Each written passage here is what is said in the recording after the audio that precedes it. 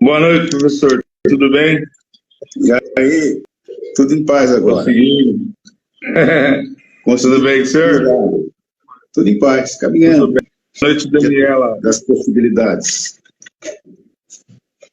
Professor, como é que tá por aí? Tudo bem, graças a Deus.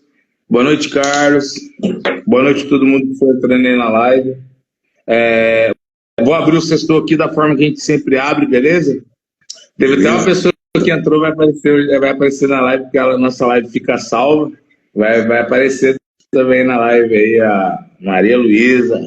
Então vamos lá. Boa noite para todo mundo que está sintonizado aí no Sextou na House.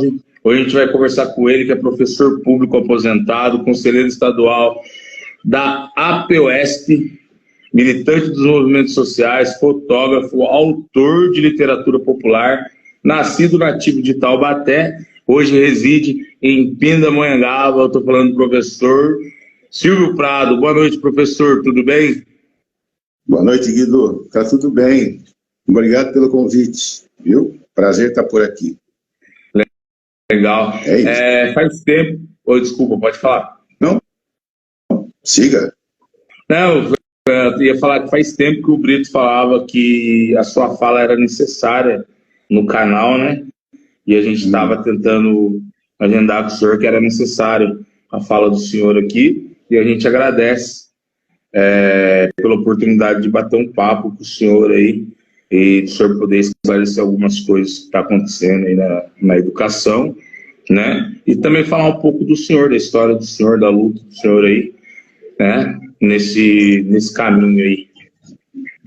Tá. Mas antes de mais nada, vamos fazer um acordo? Você não me chama de senhor, tá bom? Vou tentar. Não. Vou tentar. Eu tenho 72, fica parecendo 120, cara. Assim não dá. Beleza, Silvio, cara. Isso, melhor Silvio. Tá bom? Ou professor. Acho que o professor também eu acho bacana. Professor eu acho esse termo importante e poético. Não sei porquê. A palavra professor para mim sempre soou um pouco bem poético, sabe? O mestre. Sim. Legal. Professor, então, professor bem. Mestre já meio complicado. Tá legal? Beleza, professor. Eu vou começar fazendo uma pergunta pro professor, pro senhor, né? Não só para quem conhece já a caminhada sua, Silvio, mas também para o pessoal que tá vendo pela primeira vez, sabendo quem é o Silvio Prado, falar um pouquinho para a gente aí quem é Silvio Prado, falar um pouco da caminhada sua, e depois a gente vai para as perguntas aí que a gente vai destrinchando aí no meio dessa live. Tá bom. É o seguinte, eu nasci no dia 3 de maio, às 2 horas da tarde, no bairro da Estiva, na Avenida Dr. Quirino, Vasco 249. Isso faz tempo já, né? 1952. Eu morei muito tempo na Estiva, Chácara do Visconde e alguns outros lugares de Taubaté. Estudei no Dom Pereira de Barco, naquilo era uma escola, e não direção regional. Depois eu fiz um curso de estudos sociais na Unital, Universidade de Taubaté. Fiz complementação de história numa faculdade de São Paulo. Enfim, e sempre trabalhei na rede pública. Trabalhei em Tremembé, trabalhei em Taubaté, Arujá, Guarulhos, né? Fiquei um bom tempo por lá. E me aposentei, está fazendo agora quase 10 anos. Fiquei 33 anos na rede estadual. Mas também fui metalúrgico. Fui vendedor de panela na rua, quando era mais garoto. E como católico, né, na época, através da igreja, eu conheci pensadores da própria igreja, como Frei Leonardo Boff, Frei Beto. Durante muito tempo, quando eu frequentava a igreja, eu seguia a linha da teologia da libertação, que, segundo alguns críticos furiosos dessa teologia, é uma junção do marxismo e do cristianismo.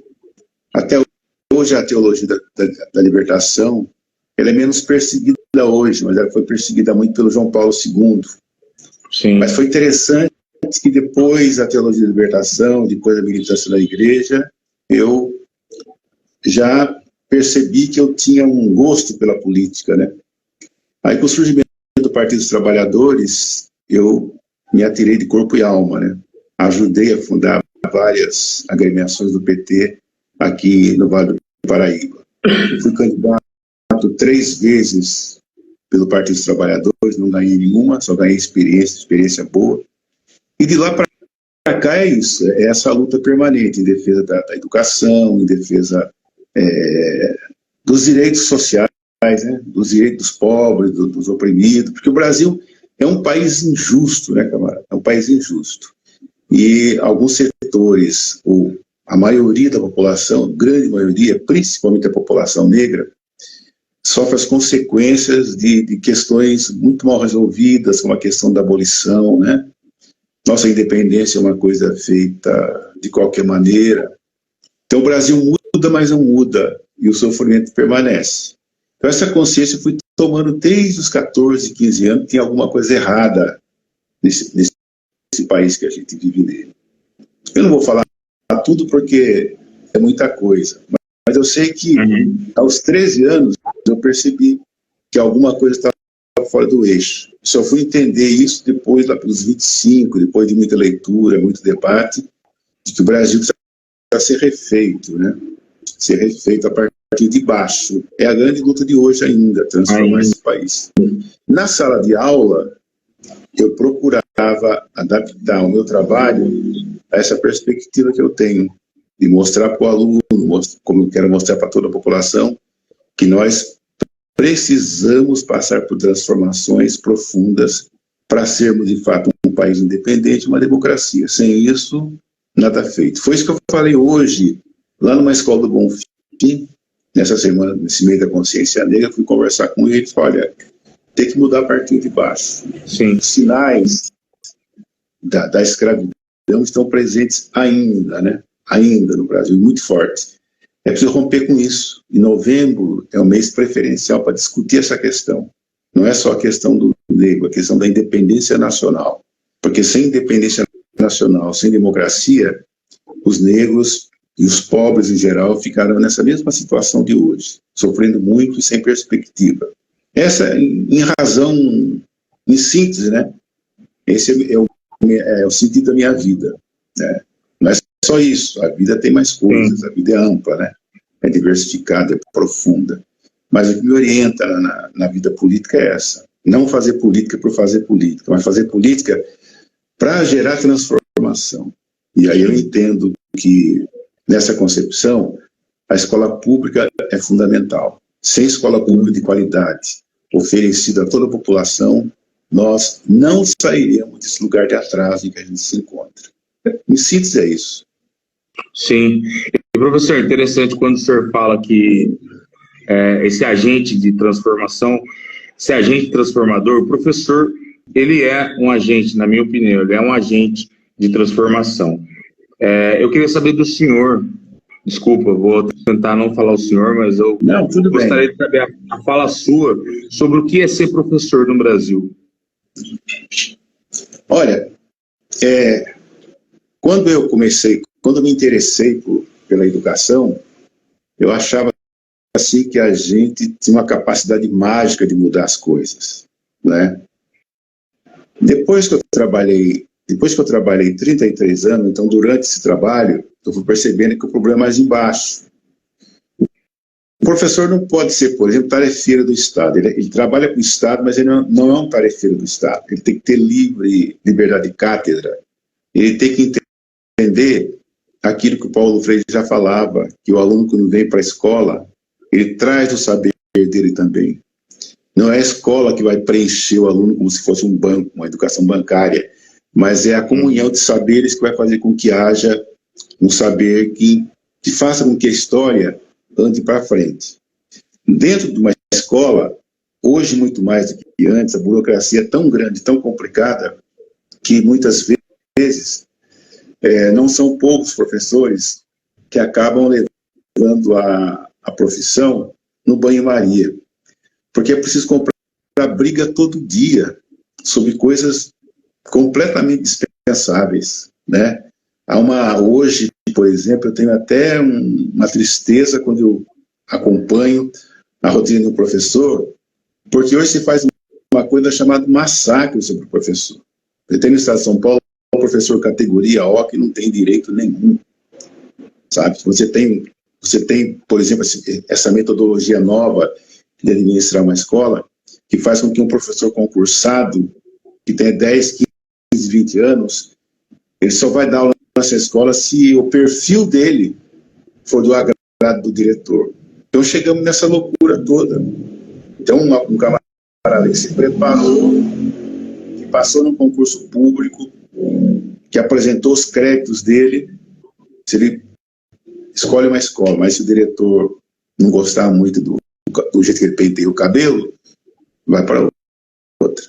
Então há uma interferência muito grande hoje naquilo que a gente chama de liberdade de cátedra e de crescimento do professor. É um sofrimento muito grande, uma angústia. Tanto é que a nossa categoria é uma categoria que tem uma quantidade de doentes imensa, imensa, e sem condições de fazer o tratamento devido da saúde, em razão das péssimas condições de trabalho, da falta de perspectiva, do salário que é mísero. É isso, sabe? Mas o professor, eu entendo, é um ser humano privilegiado, porque pouca gente tem o privilégio de conviver com gente jovem, criança. E o jovem, por mais problemático que seja hoje, como resultado desse mundo enlouquecido que está aí, é sempre jovem, sempre tem alguma coisa para renovar em você. Então a vivência com a criança, com o jovem, faz o professor ficar renascido apesar do sofrimento. Porém, causa uma frustração tão grande que você pode fazer muito pouco por aquela criança, por aquele jovem. Por mais que a gente faça, é pouco. E por que é pouco? Porque as condições precárias de trabalho não permitem que você faça mais. Te dão, por exemplo, 3 escolas que você tem, digamos, 10 salas com 40 alunos cada um. Como é que você vai passar conhecimento ou criar uma dinâmica educativa para 400 alunos? Como é que você educa alguém ou instrui alguém numa matéria que você dá uma aula por semana, que são 50 minutos? Tem umas loucuras. Então não é sério. O professor passa por um massacre. E aí é o que a gente está vendo, né? Mas tudo isso não é acidental. É resultado de um projeto. O Darcy Ribeiro já falava isso. Um grande pensador brasileiro, pedagogo, sociólogo, que não é que a escola brasileira não deu certo. Ela foi criada para não dar certo.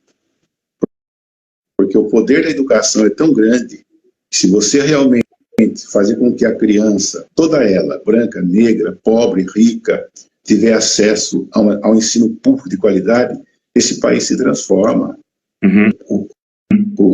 A Bíblia não está errada quando fala assim que meu povo sofre porque não tem conhecimento. Não sei qual é o contexto que foi falado isso lá. Mas a frase é verdadeira, nós sofremos por falta de conhecimento. Tem gente morrendo no Brasil de doenças que já foram eliminadas há muito tempo. Mas falta informação, falta conhecimento, falta essa sabedoria que o povo precisa também se alimentar dela através da leitura, do contato com a arte, com a cultura, com a ciência. Isso é necessário. E a gente vive um momento perigoso que tem um setor da população que não quer se vacinar. Você tem uma ideia do tamanho do atraso. O perigo que a gente está vivendo hoje, nesse quase fascismo, né? É pessoas que repudiam. Eu peguei um Uber, está fazendo uns 40 dias, eu conversava com um menino que não vacinou o filho, não vacinou a mulher, porque ele tem liberdade para recusar aquilo ali, a vacina. E, na verdade, aí por trás está uma ignorância bastante grande, né? Eu tenho um amigo que tem problemas físicos hoje porque não foi vacinado devidamente. É um sofrimento. Poderia ser uma coisa superada tranquilamente. Isso há 50 anos atrás. Você até poderia compreender, mas hoje não. E você tem esse setor da população que acredita que vacina é uma coisa, a tal teoria da conspiração, que é para matar você, que é para chipar você. Mas é uma coisa doida. Então a escola, quando ela é bem organizada, quando tem projeto pedagógico de qualidade, criado democraticamente, ela elimina esses problemas. Elimina. Nós que somos negros, né, e os negros que têm contato com as religiões de matriz africana, são olhados assim em alguns lugares como pessoas do demônio, né? Aquela coisa horrorosa, né? Eu falo isso porque em algumas escolas a gente tem informação, não é no caso de Taubaté, é caso da Grande São Paulo, de pais que, quando o professor vai conversar com esse aluno, vai com a sala, fazer uma discussão mais aprofundada sobre cultura brasileira, e entra a questão da contribuição do negro, e aí esse aluno passa a ter conhecimento, algum conhecimento da religião de matriz africana, no dia seguinte o pai vai para a escola, isso aconteceu em Santo André, e falou para a diretora, já que a senhora permite que se ensine religião de matriz africana aqui na escola, eu prefiro que meu filho leia a Bíblia. Ninguém estava ensinando religião para ninguém. Estava se falando de uma das bases, é o que estava se falando, da formação do povo brasileiro, que é a base africana. Sim. Aceita-se o negro, mas não se aceita os valores e as religiões que orientam sua vida espiritual. Isso é sério. Na escola a gente se defronta com isso. Com isso e outras coisas mais, né? Mas tudo pode ser mudado, tá? Sem problema nenhum. É complicado, professor, quando o senhor fala assim, a gente vai escutando essa fala do senhor, assim, vai ficando preocupado a que ponto que a gente está e como que ter a população ignorante no sentido de não ter um pensamento, ser uma pessoa que pensa, que reflete sobre, né, é favorável para esse sistema genocida, para esse sistema racista, né? E não é interessante realmente ter os jovens, principalmente, mas a população em geral, pensando sobre, né? Porque eu acho que mais importante, mas eu acho que é o conhecimento que vai fazer essa ponte, mais importante que o conhecimento é refletir sobre, mas é o conhecimento que vai fazer essa ponte para a reflexão, né? E o que é amortecido, assim, no meu ponto de vista, claro, é a reflexão, né? Eu não refletir sobre, eu não pensar sobre por que eu não vou tomar vacina, por que eu tenho que tomar vacina. E é tão amortecido que a pessoa não pensa, ela não faz esse juízo, né? O porquê sim ou o porquê não, né? E é interessante para esse sistema, né? É triste. Quando o senhor fala assim, dá até uma tristeza. Fala, pô, estamos fodidos. Desculpa. Literalmente. Desculpa pela má notícia. Mas infelizmente isso está acontecendo, né? E é uma coisa assim que entristece a gente, mas por outro lado você vê coisas maravilhosas também, né? E se o saber é produzido, a ignorância também é produzida. Tudo é um processo de produção, né? Se não se permite que a informação seja democratizada, se você não estimula, se a sociedade não estimula o prazer da leitura, da arte, de uma vida saudável, sadia, você vai colher o resultado desse não estímulo, né? Isso é inevitável. Tudo que a gente planta, a gente colhe, né? Tudo que uma sociedade semeou no passado, ela vai colher no futuro.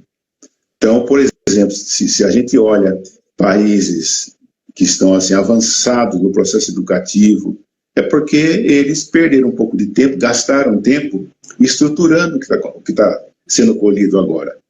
No caso nosso especificamente, a educação pública de verdade, ela vem a existir a partir da década de 40, 50, né? Em 60 tem essa saída do campo para a cidade, o êxodo rural, as cidades crescem e os serviços que tinham que ser oferecidos à população não crescem, tipo saúde, educação, cultura, as pessoas vão se acomodando e vão levando a vida de qualquer maneira. O Brasil é um desperdício de ser humano. Agora, nós sofremos a consciência disso, a consequência disso. Agora, há um núcleo da classe dominante, a classe dominante mesmo, que impõe esse projeto de dominação, você não pode se libertar, você não pode ter inteligência atendida, você não pode ter conhecimento, né? Sim. Nós tivemos um presidente, esse que se foi, que vai ser preso daqui a pouco, se Deus quiser, que falou um dia que o problema do livro é que tinha muita letra, muita coisa escrita no livro. Você está entendendo? Um presidente falou isso. Quer dizer, a distância que você tem entre aquilo que é necessário e aquilo que é feito. Eu nunca esqueço, por exemplo, quando morreu o João Gilberto, que é um ícone da bossa nova e da música moderna internacional, e passou batido. O presidente não tocou no assunto. Agora, o pior não é isso. O pior é ir na terra do João Gilberto, que eu fui, divisa da Bahia com Pernambuco, e eu andando pela cidade, eu vi uma estátua bonita numa estação de ferro desativada, e fui fotografar aquela estátua. Aí, talvez 2 ou 3 metros de altura, com um violão na mão, escrito: João nasceu aqui. Mas quem era João? João Gilberto. A estátua do João Gilberto jogada num lixo na cidade em que ele nasceu. Aí eu liguei para um amigo meu de São Paulo, ele falou assim: eu conheço um deputado da Bahia que é ligado em cultura. Diz ele que falou com esse deputado, mas estava jogado ali. Seria a mesma coisa, Taubaté tem uma fixação para o Monteiro Lobato, que você vê o sítio Pica-Pau Amarelo tudo destruído, sabe? Ou então o Mazzaropi, né? Você vê a cinemateca dele jogada no lixo. Lá sim, na cidade de João Gilberto, na estátua dele, e ninguém sabia quem ele era, porque eu perguntei: sabe de quem é essa estátua? Sabe quem é essa pessoa? Não. Então, existe uma desinformação muito grande no Brasil. Não é culpa do povo, porque o povo tem que sobreviver. O Estado, ao invés de criar facilidade para a ascensão popular, cria dificuldade, porque tem medo. Porque nós, os pobres, precisamos saber uma coisa: os ricos temem os pobres. Os ricos têm medo dos pobres, né? Um rico, uma pessoa poderosa, não tem medo do desembargador, de um juiz, de um general, de um bispo, porque são pessoas do sistema. Mas quando uma pessoa anônima, pobre, começa a ler, a escrever, a pensar, isso incomoda, porque ele vai fugir do controle, entendeu? Ele foge do controle. Então, eu sempre falo, os anônimos da história são os mais perigosos para a burguesia. Porque um dia, tem um poema do Vinícius de Moraes, chamado Operário em Construção, que ele fala, a partir do momento que o operário tomou consciência de quem ele era, aí nenhum patrão mandava nele. Então, é isso aí. Então, esse desastre brasileiro, ele se repete em outros lugares do mundo, né? Quer dizer, não se pode dar chance ao povo, porque senão ele vira a mesa. Então, essa falta de chance... Oi, fala. Não, pode concluir aí, depois eu falo. Essa falta de chance passa por uma escola desqualificada. Taubaté tem pelo menos de 8% a 10% de pessoas analfabetas.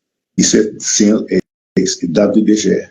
Como é que pode uma cidade que é capital da literatura infantil, tem vários escritores, tem universidades e tem quase 10% analfabeto lá? Isso é a ausência do Estado. Não tem política para isso, entendeu? Sim. Professor, vou dar boa noite para todo mundo que entrou aqui. Já entrou bastante gente, a gente está no fluxo aqui. Boa noite, Jamaica, meu mano, MC de Taubaté, Cláudia. Boa noite, Rombagon, Edi, tem mais a Carol também. Boa noite, Carol, Gilbarte, Guibela. A Andréia falou assim: eu sou de Taubaté, é uma honra assistir e com certeza aprender um pouco com vocês. Obrigado, Andréia. Boa noite para todo mundo. Tem mais gente que entrou aqui, Esdras, Todo mundo que está entrando na live, boa noite.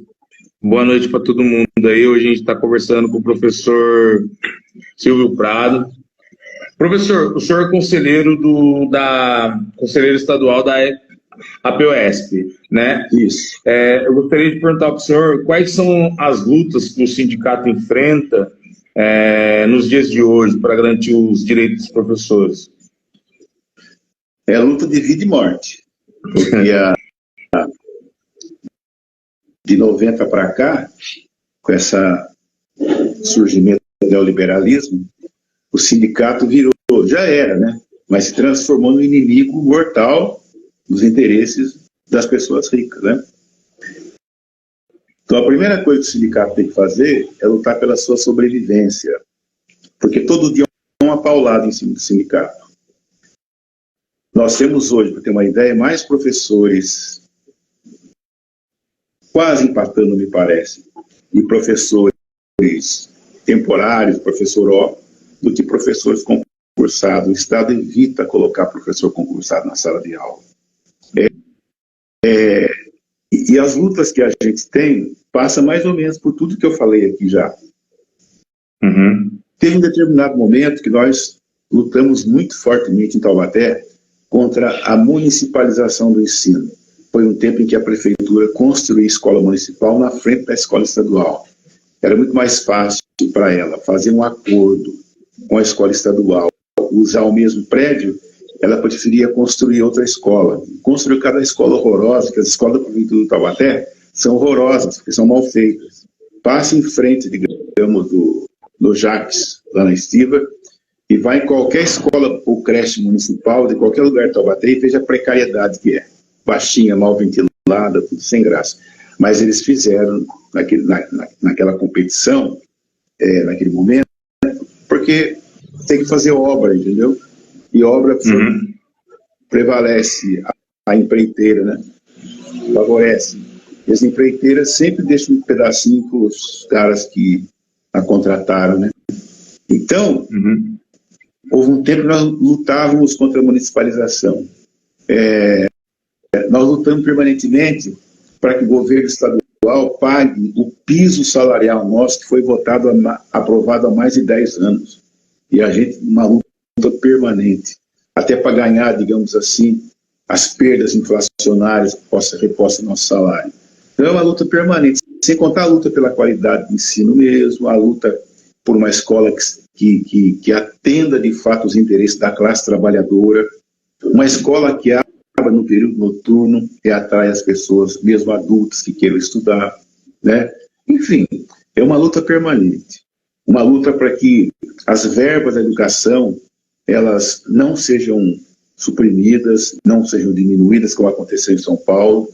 Agora, para 2025, nós perdemos 10 bilhões de reais de orçamento de educação do Estado de São Paulo, porque o governador Tarcísio falou que tem muito dinheiro na educação já. Aí, como ele tem maioria na Câmara Legislativa, foi aprovado em primeira votação e certamente vai ser aprovado em segunda votação. Então, é uma problemática muito grande, né?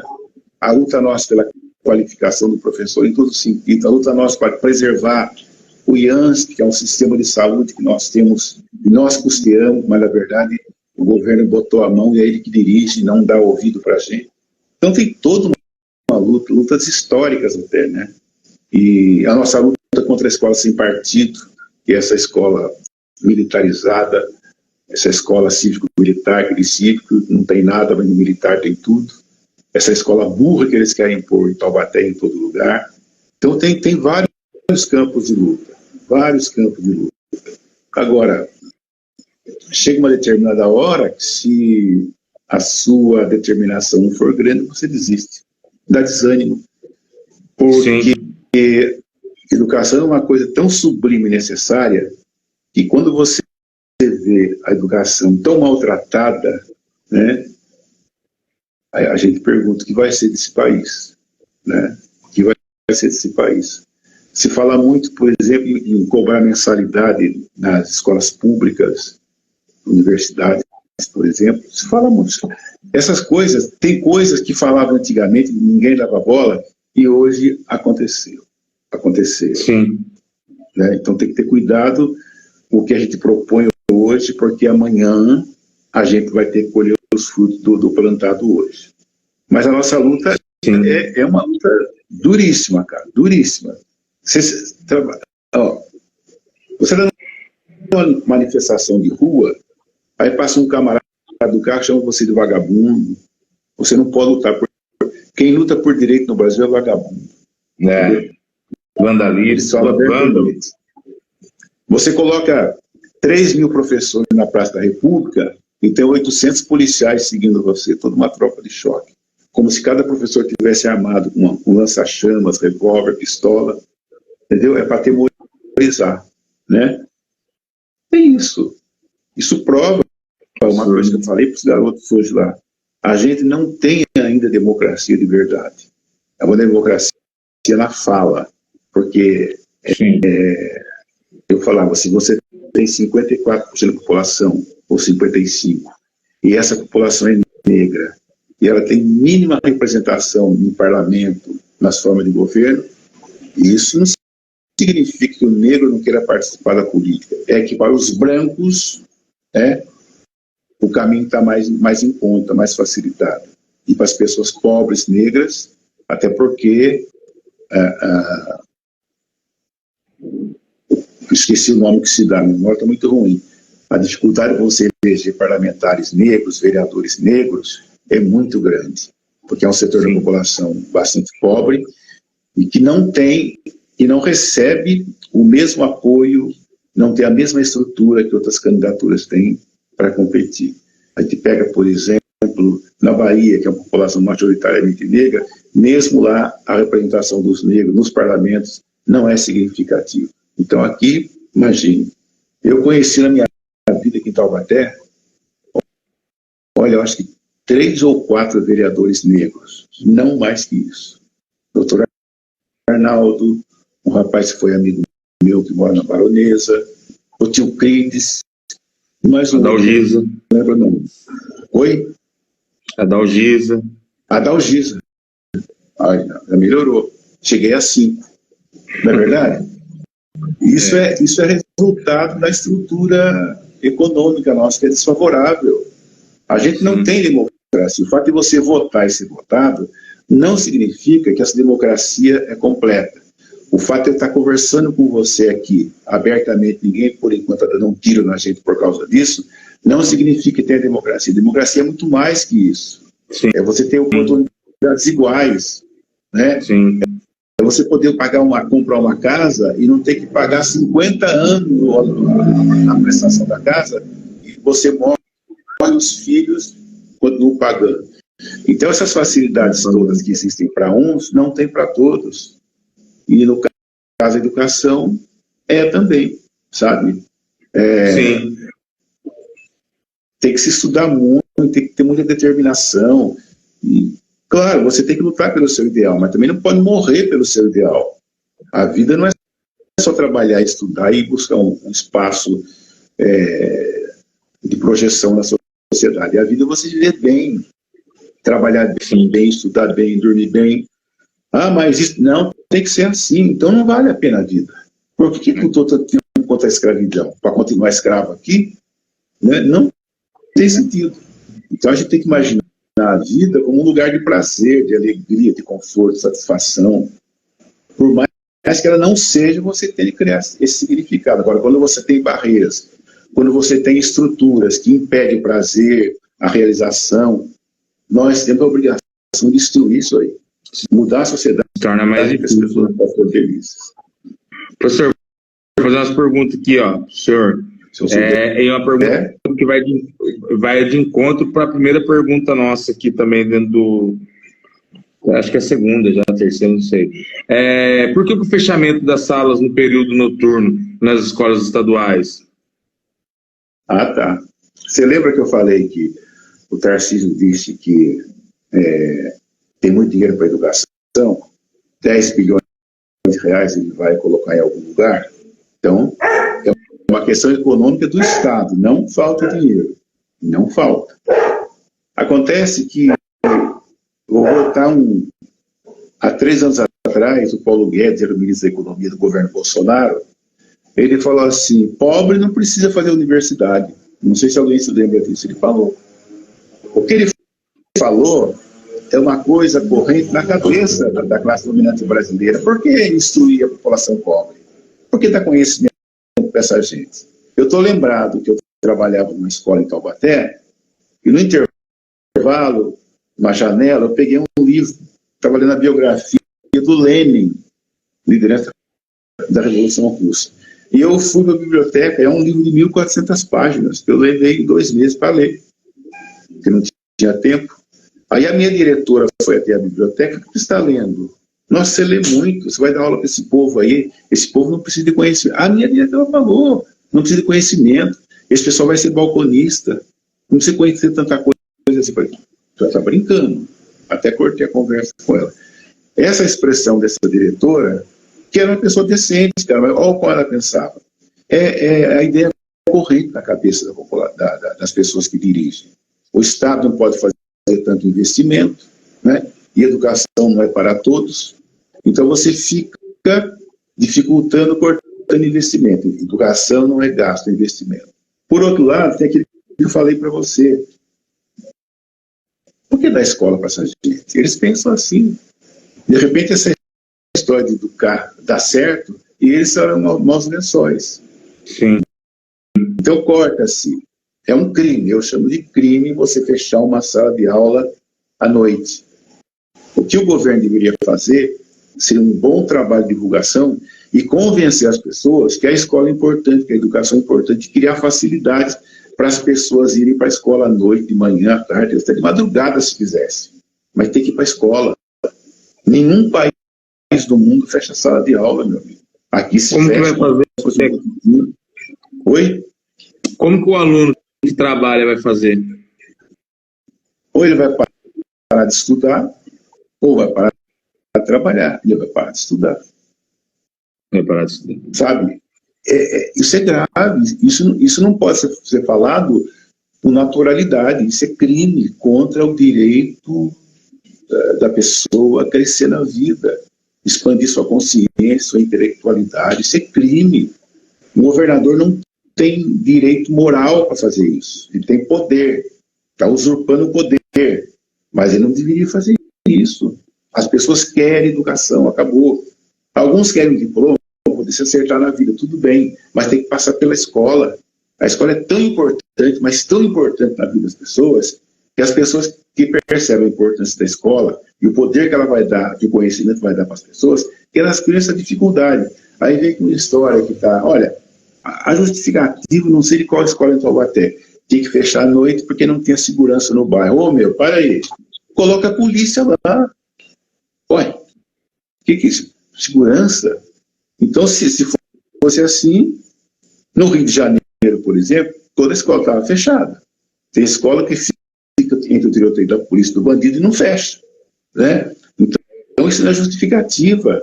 Se não tem segurança no bairro, é porque falta policiamento preventivo. Né?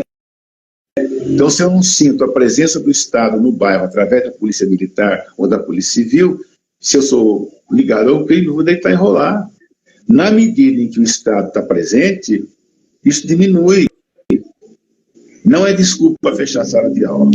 Isso é falta de vergonha na cara e de projeto realmente consistente para fazer com que a população vá para a escola, né? E quando eu falo à noite, eu trabalhei muito tempo à noite e eu via aluno que saía às 6 da manhã, vinha do trabalho e ia direto para a escola. Então a gente pensava naquele tempo da merenda para os alunos. E eu ia mais longe, ter que liberar um chuveiro para ele tomar um banho com esse calor, se ele quiser. Então a escola tem que criar essa facilidade. Aí se você falar isso com o diretor de escola, que o aluno que chegou suado tem que tomar banho na escola. Eles ficam enlouquecidos. Agora, por outro lado, ele tem razão, em parte, porque o Estado não oferece para ele as condições para que a escola funcione corretamente. Eu já trabalhei em escola que não tinha água, que não tinha sanitário, já trabalhei em Guarulhos, Jardim São João, sabe? E E se você pegar um levantamento, no Brasil deve ter pelo menos 200 mil escolas públicas, 200 mil. Tem escola que até hoje não sabe o que é internet. Vou dar um exemplo aqui. Na pandemia, quando todo mundo ficou recluso, tem que estudar, ter aula, né, pelo celular, as cidades rurais aqui do Vale do Paraíba, tipo Lagoinha, internet não chega lá. Percebe? E passou batido. O prejuízo da pandemia, em termos educacionais, não foi reposto ainda. Todo mundo fez relatório, tal, para maquiar isso aí. Sim.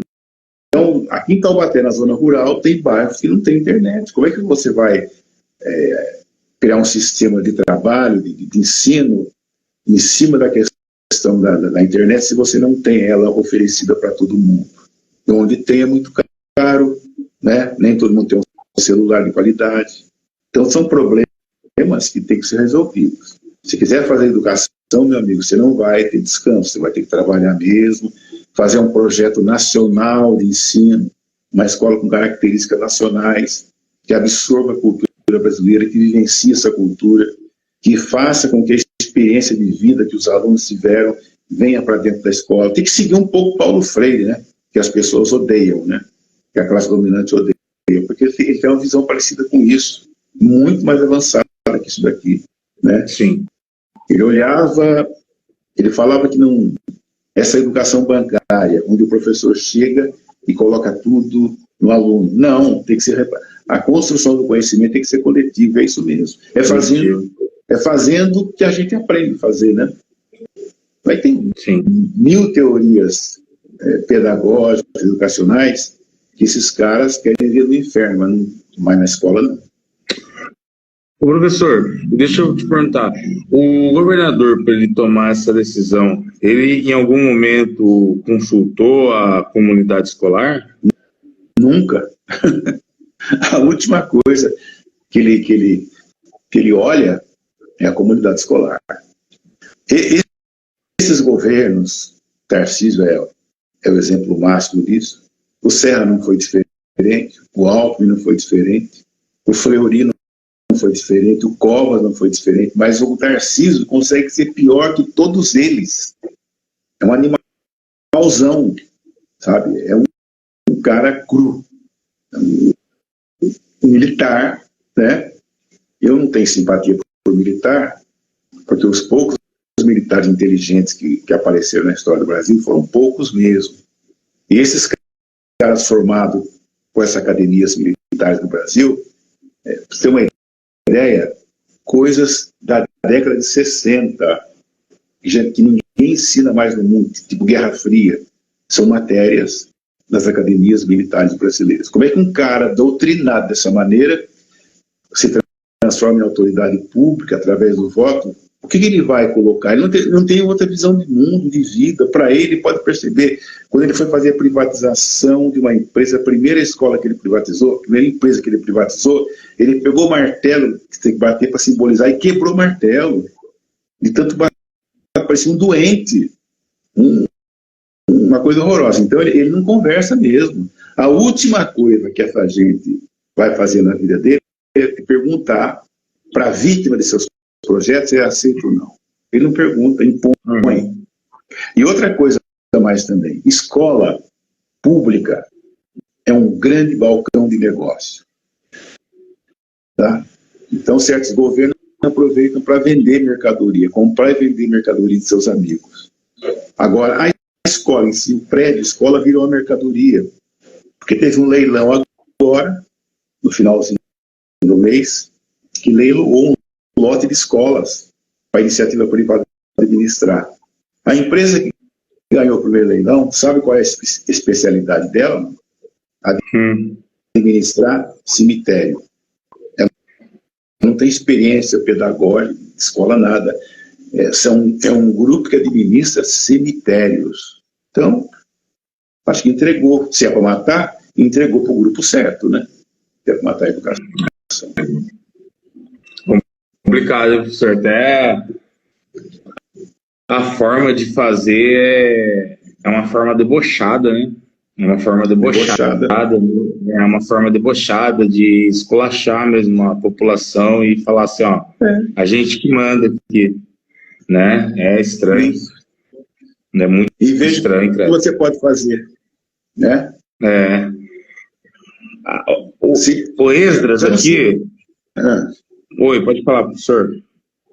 Não, fala do Esdras. O Esdras aqui, ele perguntou sério, boa noite, é a Dora. Como solucionar essa quantidade de pessoas analfabetas em Taubaté? Boa noite para todo mundo aí que está aí, tá? Hoje estamos conversando com o professor Silvio Prado sobre educação. Qual a solução para acabar com a analfabetismo? Solucionar o analfabetismo em Taubaté. Primeira coisa, fazer uma campanha e convencer as pessoas que estão fora da escola que a escola é importante. Tem que fazer isso. E abrir a escola. Como é que você faz isso? Você tem rádio, televisão, você tem os pastores na igreja, os padres na igreja. Cria um clima que vai ser importante a pessoa voltar para a escola e crie facilidade para que isso aconteça. Dinheiro existe, prédio existe, profissionais existem, então falta vontade política para fazer um projeto desse. Não é só um problema de Taubaté, é do Brasil inteiro. Tá? Precisa fazer isso, trazer para a escola, e aí fazer da escola um lugar gostoso, necessário e gostoso, não um lugar pesado, que você, por exemplo, hoje eu fui de uma escola, o papo foi bom, mas para terminar lá teve uma sirene que parecia uma fábrica, cara, baixaram todo mundo para dentro. Por que você não coloca uma música bonita? Pode ser uma música popular, pode ser uma música erudita, todo dia uma música diferente, para, né? O pessoal ouvir coisa, agora você vai ouvir uma sirene de fábrica dentro de uma escola. Eu falo isso há 40 anos, cara, ninguém dá bola. Tem que mudar isso aí. Então a educação, quem gerencia a educação, precisa criar facilidades, cara. Facilidades mesmo. Porque o resultado vai aparecer, meu Deus do céu. Vai aparecer. Pode não ser agora imediatamente, mas em 10, 15 anos, você vai ver a diferença. Sabe? A pessoa passar, tirar da cabeça dela que ela não sabe nada, que ela não pode, que ela pode. A cabeça de um tem o mesmo componente da cabeça do outro. E se a pessoa está muito tempo fora da escola, tem dificuldade, cria-se uma metodologia para facilitar a vida dela na escola, a absorção de conhecimento. Mostra que a escola é um espaço dela, um espaço da comunidade. Mas quando você fala que é espaço da comunidade, as pessoas que dirigem vão achar que o povo vai entrar ali e vai fazer samba, carnaval, que faça. Se a escola chegar no bom senso. Chegar no bom senso, que tem que acontecer isso, que aconteça. O que não pode é você impor coisas. Vou falar uma coisa para você aqui. 2007, eu estava na escola do Bosque, foi isso mesmo. Não, no Magalhães, e era começo do ano letivo. A minha primeira aula do ano seria no 3º ano. Aí eu recebi um programa de São Paulo, das minhas primeiras aulas. Eu tinha que ensinar boxe para os alunos. Vocês estão loucos. Eu não coloquei uma luva de boxe na mão. Nunca pisei num tatame. Não conheço nada de boxe. Eu vou ter que ensinar boxe para o aluno. Não seria melhor capoeira, que é uma coisa próxima da gente, que eu poderia chamar alguém da comunidade para falar sobre capoeira e mostrar capoeira, não, estava lá boxe. Caramba. Eles lá em cima e a gente aqui embaixo. Né? Uhum. E entre eles, tem aqueles capatazes que quer obrigar você a fazer. E geralmente, especialista, supervisor, diretor regional, eles agem até como capitão do mato em cima do professor que não quer fazer aquele trabalho que percebe que é improdutivo, que não tem relação com a vida do aluno. Uhum. Né? Então, é uma coisa engessada. Então, se você quebrar isso aí, deixar a escola ter liberdade para trabalhar com seus alunos, nossa, vai longe. Porque todo mundo imagina liberdade como uma coisa que não tem controle. Não, liberdade com responsabilidade. Né? Sim. É assim. Sim. Tá? A professora... Oi, pode falar. Não? A professora Cris Grace, boa noite para a professora Cris Grace.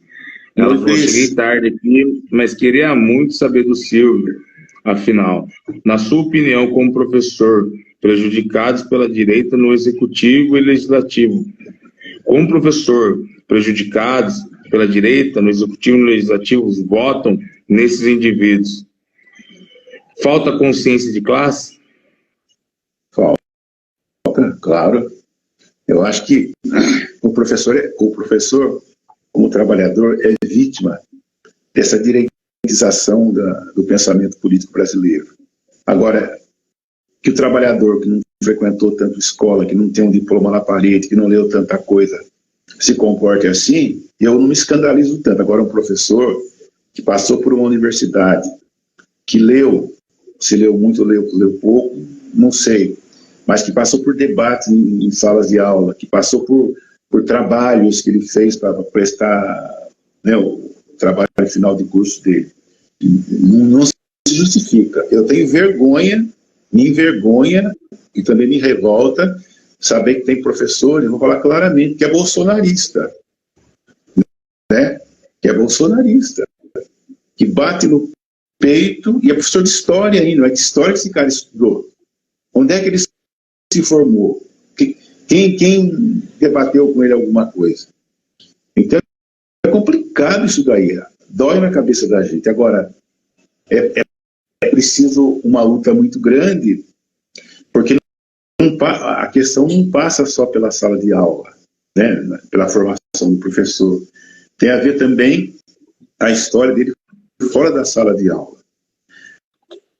E aí é preciso que a gente tenha determinação, tenha um pouco de sabedoria, para pressionar o Estado a mudar algumas coisas que, se não forem mudadas, vão continuar ajudando a produzir professores de direita. Tá, eu não tenho nada contra o camarada de direita, eu tenho contra a estupidez da concepção de vida que ele tem, sabe? Por exemplo, Nelson Rodrigues era um escritor no Brasil de direita, mas é maravilhoso ver o Nelson Rodrigues, percebe?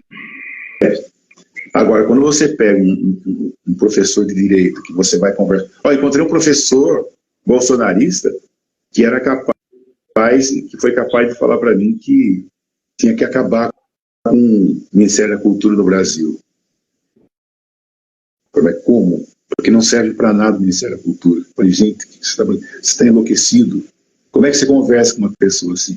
E não é um nem dois. Esse camarada vai votar na direita mesmo, sabe? E se não for feita alguma coisa para reverter isso daí. Eu não sei se cuidar desses professores é vantajoso. Eu acho mais vantajoso, não tenho certeza que é mais vantajoso, cuidar do que está vindo por aí. Porque essa fruta que está estragada, cara, eu não sei qual é a química que vai resolver o problema dela. É difícil.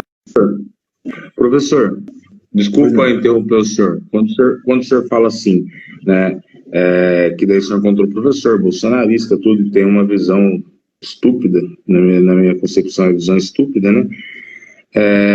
Mas eu me fez pensar sobre o brasileiro em si, porque a gente percebe uma população dividida, né? A gente percebe boa parte da população dividida nisso daí, né? E daí você vê pessoas, como o senhor falou mesmo, estudadas, pessoas que leram muito, que passou por vários processos acadêmicos, seguindo esse fluxo, né? E muitas vezes não está nem voltado para um benefício financeiro, porque às vezes é tão longe, está tão distante do dominador ali, que não tem nem essa possibilidade, né, de se beneficiar. Mas também é a favor daquele pensamento do dominante, né? Não dá a entender, assim, isso sou eu, tá, professor? Eu pensando que tá introjetado dentro da cultura, foi introjetado dentro da cultura brasileira, a estupidez. Cara, o Brasil nunca foi um país macio, né? Nunca foi um país suave, um país de estupidez mesmo. nós temos a nossa história, ela é altamente repressiva, né? Altamente repressiva. E o que acontece? Todas as lideranças brasileiras, todas não, as mais importantes, as mais conhecidas, elas pagaram com a vida pelo ato de querer mudar alguma coisa, né? Querer mudar alguma coisa. Então tem esse exemplo que vem de cima que pisoteia mesmo, tá? Então é melhor você se acomodar, alguns pensam, a uma certa situação, para não ter prejuízo na sua vida presente nem futura. Tem isso daí. Agora, por outro lado, nós também temos esse estreitamento da transmissão de conhecimento, de conhecimento crítico, né? E por incrível que pareça, eu achava que nunca mais, porque eu não sou criança, já tenho 72 anos de idade, então não é que eu vi muita coisa, mas eu já vi, sabe, algumas coisas que me davam a impressão que nunca se repetiria. O que não se repetiria? O anticomunismo, por exemplo. Tem gente que, se você falar que você tem direito à vida, ele fala que isso é um projeto comunista. Então, essas fórmulas prontas, né, que colocaram na cabeça das pessoas, é que faz com que a gente, por mais que tenha uma formação crítica, não consiga entender e nem sabe como trabalhar aquilo ali. E isso tem consequências graves. Eu acho que você deve conhecer, as pessoas que estão participando dessa live devem conhecer, casais que se separaram por questão ideológica. É insuportável. Meu marido é comunista, ou então minha mulher é de direita, coisa assim, e vice-versa. E a convivência ficou insuportável, coisa que se tinha no passado, essas diferenças sempre tiveram, mas não eram tão aguçadas assim. Só que essa radicalização, ela ganha força através de outras coisas mais. Digamos assim, as igrejas neopentecostais, por exemplo, né? Você vai em algumas igrejas, eu falo porque eu frequentei a igreja pentecostal 5 anos, e eu vi coisas que eu falei, esse não é o meu lugar, não suportei. Então, há uma maneira de você sintetizar o mundo, o entendimento do mundo, de uma forma muito primária. Quando você pega um pastor que fala assim, que dirige uma igreja grande, fala, eu só li um livro na minha vida, a Bíblia. Caramba, isso é complicado, ele dirige pessoas. Ele não tem uma formação diversificada. Oi? Isso é perigoso. Então, a única coisa que ele leu, não vale a pena ler outra coisa mais, só a Bíblia. Falei, meu Deus. Você vai à igreja e o camarada fala assim, se Deus mandar matar, você tem que matar. Eles falam isso. Eu ouvi. Então tem esse caldo religioso, porque eu vejo assim, eu encaro a religião dessa maneira como fuga, não como encontro alguma coisa sublime, fuga. Assim como é fuga, muitas vezes o consumo da droga, do álcool, a violência. Você tem que fugir desse mundo horroroso que está aí. É muito complexo para a sua cabeça. E aí você encontra uma fórmula simples que resolve tudo para você, é aqui que eu vou morrer por ela. Então essa estupidez é sacramentada pelo espírito também, né? Pela igreja, pelo ensinamento religioso, que para você seguir uma religião, você não precisa abrir mão do seu intelecto, da sua racionalidade. Os grandes místicos não pediram isso. Jesus não pediu para ninguém ficar burro para ir atrás dele. Nunca pediu. Muito pelo contrário, é de uma sutileza impressionante. Buda nunca falou isso. Tá? Eu não conheço eu já li algumas coisas interessantes sobre religião, sobre espiritualidade. Eu não conheço sabe, que fale que é pela estupidez que você vai chegar em algum lugar. Muito pelo contrário. Agora, no Brasil está assim. Tem a história nossa que é extremamente violenta, que é a história de massacres seguidos, né? E você pega, por exemplo, assim, Canudos, você tem 20 mil exterminados pelo exército brasileiro, você pega Contestado, que não foi diferente, você pega outras revoltas populares, que o povo foi massacrado, o patrono do exército brasileiro, Caxias, é um genocida, um cara que, sabe, que adorava matar negro. Quem está ouvindo aqui, procura depois na internet o episódio de Porongos, para ver do que o Caxias é capaz. Então, nós tivemos todo esse processo de violência. Agora, não tivemos escola pública, os nossos meios de comunicação sempre foram controlados, e hoje, pior ainda, tudo que diverge um pouquinho só é coisa do comunismo. O comunismo, na cabeça dessa gente, é coisa do inferno, do diabo. Qualquer um fala para vocês, na maior simplicidade do mundo, sem ter vergonha, sem ficar vermelho. Mas não sabe nem o que significa, ou não sabe nem a proposta, daí é complicado. A coisa mais escandalosa. A reprodução da ignorância, porque não conhece. Daí você pergunta para a pessoa, o que é comunismo? A pessoa não sabe explicar. Não sabe. Não sabe nem o que é complicado. Professor, só uma coisinha aqui. Pode falar. A coisa mais estúpida que eu ouvi nos últimos 2 anos foram os pentecostais a favor do massacre em Gaza, porque Israel é uma promessa de Deus para todo mundo. Eles não sabiam que a origem dessa concepção pentecostal não tem nada a ver com a Jerusalém da Bíblia ou Israel da Bíblia, nada a ver.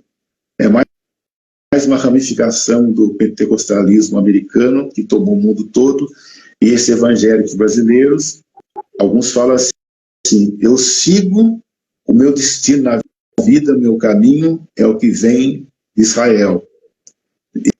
Eles acham ainda que tudo aquilo que foi prometido na Bíblia vai acontecer ali. Eles não são capazes se você falar sionismo para eles, não sabem o que é, mas isso eu presenciei com tristeza, camarada. Gente digna, decente, correndo de oração para que Israel conseguisse vencer o diabo do Hamas e por aí afora, entendeu? E você não conseguir explicar para eles que não tinha nada a ver uma coisa com a outra. Que é a coisa mais triste. Então, quando Deus aparece no pedaço da maneira como aparece, parece que os neurônios desaparecem e não precisa pensar mais. Agora, você obrigar não, se você porventura começa uma discussão, uma conversa, e coloca alguns elementos que levam essa pessoa a algum pensamento, ela fica apavorada, porque a verdade que ela tem como definitivo foi abalada. Então é melhor cortar a relação com você, porque você não tem o germe do conhecimento, da discussão. Você, querendo ou não, é um agente do diabo. Então, quem acredita demais em Deus e quem acredita demais no diabo, se é que ele existe, realmente não tem conceito para uma vida racional. Não tem. Eu sou desencantado com esse tipo de coisa. Não sou ateu, já explico. Sim. É razão, né? Não é uma questão de ateísmo, é uma questão de racionalidade. Ó, Sociologia das Ruas, ele está falando assim, ó, falando em educação cívica durante a marcha do dia 20 em São Paulo, fico pensando, será que um dia aquele momento lindo, cultural, religioso será feito em ruas de bairros, em datas comemorativas, assim como fazem os católicos? Eu acho que ele quis dizer em suas procissões, né? Professor, eu queria que o senhor falasse desse momento do dia 20, que o senhor esteve presente lá, o Brito teve aí, o Brito da Sociologia das Ruas também aqui do Sextou na House, teve ali junto com o pessoal da POSP, e já vou lançando uma última pergunta, porque a gente já está estouradão no horário, mas eu queria convidar o senhor para voltar de novo, vocês estão na House, porque é necessário, e eu sei que o negócio vai longe. Queria que o senhor falasse para mim sobre esse momento, e também, ao mesmo tempo, já emendasse aí, comentando que tipo de providência a POSP está tomando para evitar esse fim esse boicote das aulas noturnas no Estado. Como que está essa movimentação? Tá. Primeiro é o seguinte, domingo foi uma festa bonita mesmo, né? Essas festas populares são muito bonitas, né? Tem o sentido da luta, mas o bom nas festas de matriz africana é a alegria, né, cara? É impossível você participar de um evento como aquele e não voltar inflamado para casa. Porque ali é uma coisa magnífica, vão os lutadores, as pessoas que sonham, as pessoas que têm trabalho, as pessoas, enfim, que têm consciência do que se passou e se propõem a criar um caminho que possa transformar tudo aquilo que foi visto ali numa realidade próxima de todo dia, né? Isso é interessantíssimo. E outra coisa mais que eu acho interessante, onde tem população negra, por mais sofrida que seja essa população, tem a alegria da música, da dança, sabe? Nos últimos 5 anos, eu descobri as bandas do Haiti, cara. As orquestras do Haiti, que coisa fabulosa. Tem uma orquestra no Haiti que tem 75 anos de existência. Orquestra Tropicana do Haiti. Tem vários vídeos dela. Tem outras orquestras lá também. Depois descobri as músicas africanas, as bandas africanas. Eu sou doido por isso. E eu, ultimamente, tenho ouvido muita música, sabe de onde? Do Afeganistão, cara. Então são coisas bonitas, sabe? Que o mercado não permite que se toque aqui. Até porque são músicas de 10, 15, 20 minutos, né? Uma rádio nossa não suporta isso. Então é muita festa de pessoas, de povos que você sabe que estão assim na desgraça que o capitalismo inventou para eles, mas tem um poder de resistência bastante grande. Assim é o Brasil, apesar de tudo que fizeram com o negro desceu com o samba e com tantas outras formas de musicalidade, de arte, que, você tem que acreditar, sabe? Quem é capaz de passar por 350 anos de escravidão e ainda esfregar na cara da classe dominante a alegria que não deixou morrer nele, tem que ser louvado, cara. Sabe? Foi espetacular. Eu acho fabuloso. Eu vou na festa, todo ano em abril, tem a festa São Benedito em Aparecida, que é uma festa religiosa, e vem lá as congadas, os movimentos de Minas Gerais também, muito. Você não quer ir para casa mais, cara. É um negócio maravilhoso. Não sei se porque eu cresci ouvindo minha mãe, minha avó, minha tia fazer esses cânticos próximos disso, tem até o tom de voz próximo daquilo, né, que eles cantam hoje, que eu, às vezes, eu vou fotografar lá, eu paro só para ouvir, cara, porque é emocionante, é uma raiz que fala, cara, você pertence a esse mundo aqui, você não pode virar as costas para esse mundo, é isso que eles estão falando. Agora, não é fazer um país segmentado, mas é fazer com que todos tenham acesso a isso. Se você quiser estudar música erudita, vai estudar. Se você quiser frequentar a cultura popular, vai fazer. Porque tudo isso, a sua alma vai estar vibrando ali, né? E domingo eu senti isso. Eu esqueço o nome acho que um grupo da Zona Leste, tinha quase 100 mulheres, instrumentistas, fazendo uma coreografia maravilhosa mesmo. Um negócio riquíssimo. E aí o que acontece? Esse pessoal não foi aprender numa universidade isso, cara. Ninguém tem partitura para tocar, né? Tem uma ancestralidade que se manifesta ali, deixa tudo bonito. Não tem regente, não tem... E andando, né? Para lá e para cá, aquela coisa maluca, na avenida mais importante do Brasil. Aquilo tem que ser feito uma segunda-feira, quando está todo mundo com o saco cheio, para mostrar que a vida vale a pena de outra maneira. Mas as pessoas têm que trabalhar, né? Esses músicos populares, eles se apresentam uma vez ou outra, porque não tem espaço para eles. Então, a gente vai criar um país novo, uma verdadeira abolição, nesse ritmo, com esse fervor, né, com essa alegria e com a determinação de fazer. E como eu falei, né, a classe dominante tem medo disso, porque nós, povo negro, índio, branco, pobre, nós temos força. A gente mostra isso todo dia, a toda hora, em todo lugar. E por isso que em novembro, eu questionava muito essa comemoração de novembro, porque eu achava que fosse todo dia. Mas parece que está extrapolando novembro. Aí eu fui ver as festas populares, São Benedito, tal, tem essa mesma loucura. Essa mesma loucura de graça, alegria, força, impulsionamento. Então, é isso que tem que ser.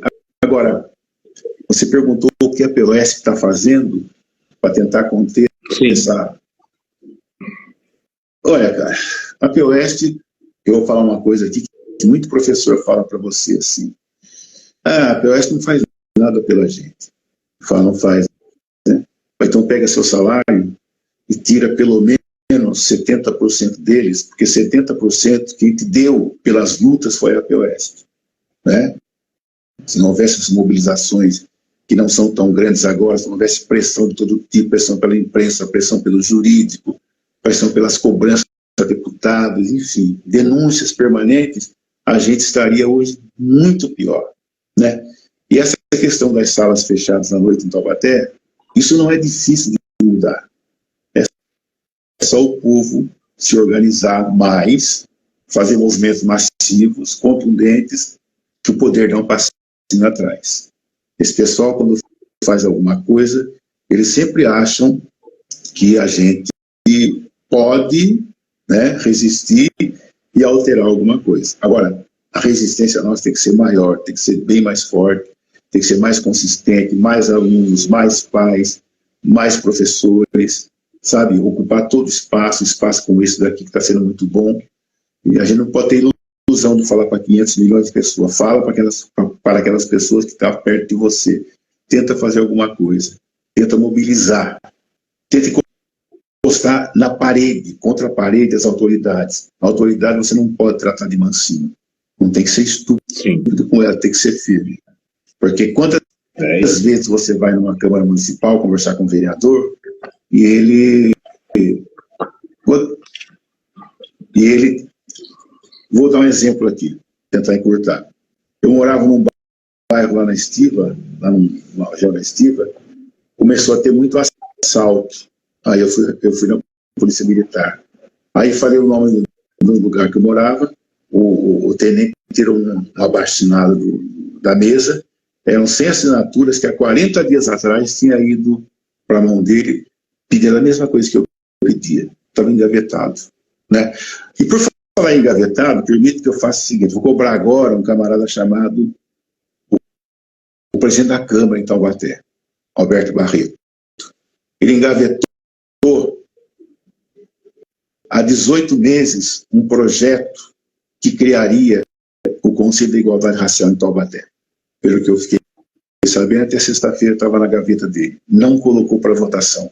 18 meses. Isso é racismo.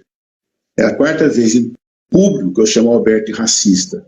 Porque quem cria impedimento para a aprovação de uma lei que traria benefício para a sociedade, nesse caso é racismo. Ele está prejudicando. Tá? E falando nessa lei, um dos grandes mentores dessa lei, que ajudou a formular isso, foi o Fernando Borges, que faleceu agora, ano passado, está fazendo um ano essa semana, né? O Fernando foi um grande estimulador dos movimentos populares, um dos grandes estimuladores para a organização do povo, e ele, praticamente, por incentivo dele e de outras pessoas também, se elaborou esse projeto, entregaram para o prefeito mandou para a Câmara, e até hoje o senhor Alberto Barreto faz questão de trancafiar, né? Mas eu acho que uma denunciazinha com o Ministério Público ajuda ele a ficar mais esperto, né? Porque, no meu entendimento pobre, que eu não sou jurista, isso caracteriza racismo. Criar dificuldade para a organização do negro ou para qualquer coisa que ele venha fazer para o bem dele, passa, no meu entendimento, passa pelo crime do racismo. E é isso que eu vou fazer a petição ao promotor público para enquadrar o Alberto Barreto nas leis racistas do país. É muita pouca vergonha, cara de pau. Ele não gosta realmente de organização da população e parece que não tem vergonha de ser chamado de racista na rua. É isso. Complicado, hein, professor? Triste. Professor, nosso tempo cedeu aqui. Obrigado pela participação, obrigado pela fala. O Carlos falou Fernando Borges presente, é isso. Fernando Borges presente. Né? E muito obrigado pela participação do senhor no Sistema House. Espero a gente poder remarcar de novo um encontro aqui, porque existem falas que são falas necessárias, e eu vejo que a do senhor é necessária. Eu gostei muito daquele vídeo que o senhor falou exatamente sobre isso aí, que o senhor estava falando agora. do presidente da Câmara, ela tem engavetado desde 2019, né? Um projeto. E, ao mesmo tempo, eu me pergunto, né? Onde está a população negra de Taubaté, né? Que não invadiu ainda a Câmara, que não fez uma manifestação na Câmara, né? Essas coisas que às vezes me chamam muita atenção, sabe, Silvio? O quanto que a população é omissa em alguns sentidos, e o canal Sextona House, a intenção desse canal é justamente essa, conscientizar, né? Não é só o senhor ir lá e fazer petição, todo mundo está assistindo a live e fazer essa pressão. Quem é de Taubaté e tem a possibilidade de fazer essa pressão, pressionar, né? Para ter esse conselho em Taubaté, porque é um ganho para o município, não é uma perda, né? Sim. Então, quem está assistindo essa live, marca aí o presidente da Câmara na live, faz ele assistir, né? Eu acho que a gente, sabe, Silvio, eu acho que a gente deveria usar mais as redes sociais da mesma forma que o inimigo está usando. Eu acho que a gente peca muito nisso. O inimigo sabe muito bem usar o marketing, e parece que a gente está ficando para trás nisso daí, sabe? Quando eu vejo um pensamento introjetado sobre o que a gente conversou aqui, de a educação está com muito dinheiro, e uma leva de professores concorda com isso, porque de alguma forma o poder midiático invadiu essa pessoa e ela está sendo levada. Ela não sabe nem do que está se tratando, ela está indo. Perdeu o poder de reflexão. E eu acho que a gente tem que aprender a usar esse feitiço que é o marketing, porque os caras estão sabendo usar. Os caras estão sabendo usar. E está levando uma galera com eles. E, sinceramente, Silvio, eu não tenho muita esperança aí quando chegar o momento da candidatura presidencial, de presidente no Brasil, eu não tenho muita esperança, sabe? Porque eu vejo a gente ainda muito enfraquecido e muito dividido, sabe? Mas assim, né? Esperar e torcer para que mude, né? O papel nosso a gente vai fazer, que é estar aqui colocando falas necessárias para as pessoas falarem e tentar de alguma forma conscientizar, iluminar o pensamento de outras pessoas, para que a gente consiga reverter o jogo. Que por enquanto, no meu entender, a favela não venceu. Por enquanto, no meu entender, a gente está perdendo o game, sabe? E só que a gente está na resistência. Mas aí a gente não pode ainda cantar vitória, porque a gente está muito longe ainda da vitória, na minha visão, sabe? Mas muito obrigado, professor, pela presença do senhor aqui no canal, viu? Bom, obrigado pelo convite, viu? Eu não sou muito assim de dominar essa técnica toda, mas a gente fala que ficou ruim, vocês apagam depois, tá? Não, vai estar bom, aqui, ó. Falei pra... Oi? Não, parabéns, eu ia falar. Parabéns pela iniciativa de fazer essa live, tá? A gente precisa mesmo colocar a cara no mundo. Você está desanimado também, não estou muito animado não, mas aconteceu um fato essa semana que a gente precisa pesar esse fato. Olha como essa direita é perigosa, ela não tem escrúpulo, por isso que ela avança. Quem não tem escrúpulo, vai. Nós temos. Não queremos falar qualquer coisa e não queremos o poder de qualquer maneira. Mas o que aconteceu essa semana foi interessante. Pela primeira vez na história do Brasil, nós temos um general preso, cara. Tem mais, acho que uma dúzia indiciado. É uma coisa complicada para nós, mas aconteceu.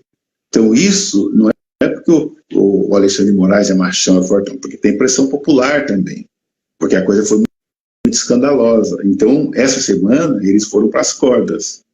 E na semana que vem, ou amanhã mesmo, tem que receber mais pancada, tá? Isso, eu fiquei espantado, falei, caramba, será que é verdadeiro isso? A gente nunca vê, se fuça a história do Brasil, você não tem general preso pelo Poder Judiciário, indiciado, você não tem, sabe? Isso é o país do faz de conta, para inglês ver, mas de repente você vê alguma coisa mais segura, mais consistente, fala, alguma coisa está alterando, sabe? Porque, na verdade, a população, a burguesia sabe, a gente está avançando. Tem essa direitização? Tem sim. Mas nem todo mundo está disposto e vai conseguir viver na ignorância com mais tempo. Um dia a coisa muda. Tem sinais aqui, sinais ali, de que pode ser diferente.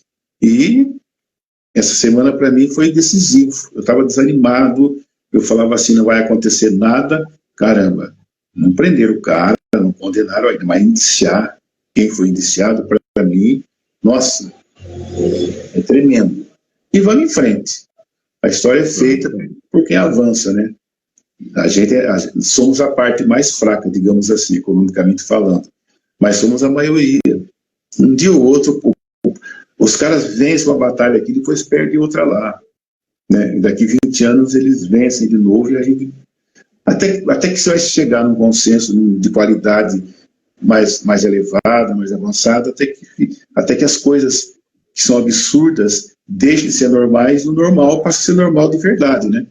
Porque a gente vive um período de absurdo. Essa pergunta que a Cris fez para mim, eu nem sei se eu respondi corretamente, mas porque eu fico perplexo, você fica, ela fica, todo mundo fica, de você ver o oprimido beijar a boca do opressor, né? Mais ou menos isso.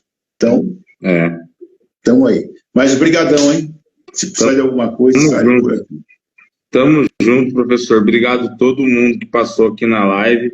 Vou agradecer, que eu estava esquecendo aqui, ó, nossos patrocinadores, as pessoas que ajudam a gente no canal aí, de forma financeira mesmo, que é a Guibela, que está aí, ó, audiovisual, Renovita, também consultoria em tratamento e dependência química, Sociologia das Ruas, Afrocombativo, tá? Quem quiser se tornar um parceiro nosso aí, vai lá no inbox, né? Entra, valor simbólico, mas de alguma forma para a gente movimentar, para a gente tá tentando fazer o canal cada vez crescer mais, daí ajuda a gente aí, quem puder, quem quiser. E é isso, boa noite para todo mundo, né? Valeu. A live que a gente tem programada é dia 2 de dezembro, com Bruno Black, que é um escritor de literatura infantil lá do Rio de Janeiro. A gente vai estar conversando com ele aí.